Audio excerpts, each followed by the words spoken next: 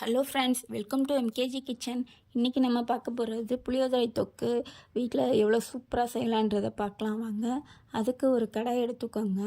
அதில் ஒரு கப் கடலைப்பருப்பு, ஒரு ஸ்பூன் உளுந்தம்பருப்பு, ஒரு ஸ்பூன் மிளகு, முழு மல்லி, இது எல்லாத்தையும் நல்லா வறுத்து எடுத்துக்கோங்க. கலர் மாறாமல் கருகாமல் வறுத்து எடுத்துக்கோங்க. சாதத்துக்கு போடுறதுக்கு கடலைப்பருப்பு இதையும் தனியாக எடுத்து வறுத்துக்கலாம்.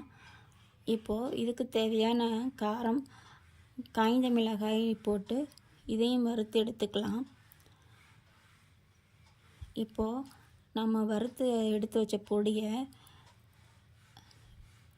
இந்த பருப்பெல்லாம் ஆறுனதுக்கப்புறம் ஒரு மிக்ஸி ஜாரில் போட்டு நல்லா அரைச்சி எடுத்துக்கோங்க.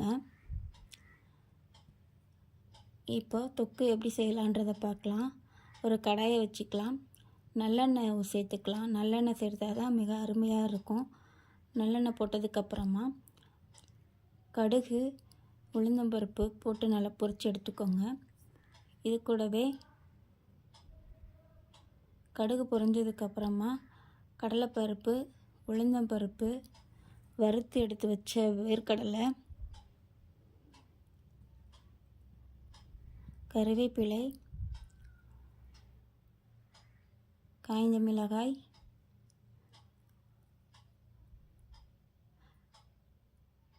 பெருங்காயத்தூள்,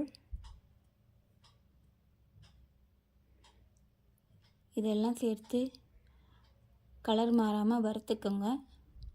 இது பொரிஞ்சு வந்ததுக்கப்புறமா புளி கரைசல், நாம் ஏற்கனவே புளியை ஊற வச்சுருக்கோம். புளியை நல்லா திக்காக கரைச்சி இது கூட சேர்த்துக்கோங்க. இப்போது இதுக்கு தேவையான அளவு உப்பு சேர்த்துக்கலாம். இது நல்லா கொதித்து வரும்போது நாம் அரைச்சி வச்சுருந்தோம் இல்லையா, வறுத்து எடுத்து வச்ச பருப்பு பொடி, இதை இதில் சேர்த்துக்கலாம். இப்போ இதை நல்லா மூடி போட்டு நல்லா கொதிக்க விட்டுருங்க.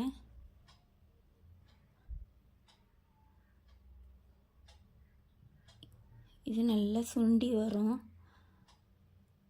நம்ம செய்யும்போது வீடு முழுக்க கமகமான நல்ல வாசனை வருங்க. இந்த மாதிரி ஒரு தடவை செஞ்சு பாருங்கள், செம்ம டேஸ்ட்டாக இருக்கும். இதுக்கு கொஞ்சம் ஒரு ஸ்பூன் மஞ்சள் தூள் போட்டுக்கோங்க. தேவையான அளவு உப்பும் சேர்த்துக்கோங்க. உப்பு பார்த்துட்டு செக் பண்ணிவிட்டு போட்டுக்கோங்க.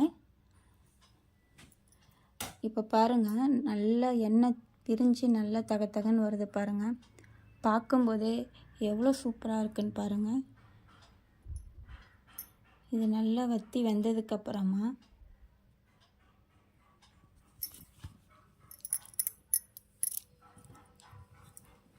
பாருங்கள், அப்படி எடுக்கும்போதே ஒரு அல்வா பதத்தில் வருது பாருங்கள்.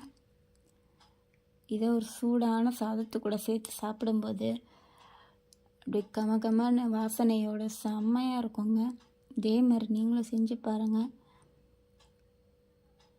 ஸ்ட்ரக்சர் பார்க்க எவ்வளோ அழகாக இருக்குது பாருங்கள். பார்க்கும்போதே அப்படியே நான் ஊறும் சுவையில் இருக்கும் பாருங்கள். நீங்களும் இதே மாதிரி செஞ்சு பாருங்கள். தேங்க்ஸ் ஃபார் வாட்சிங்.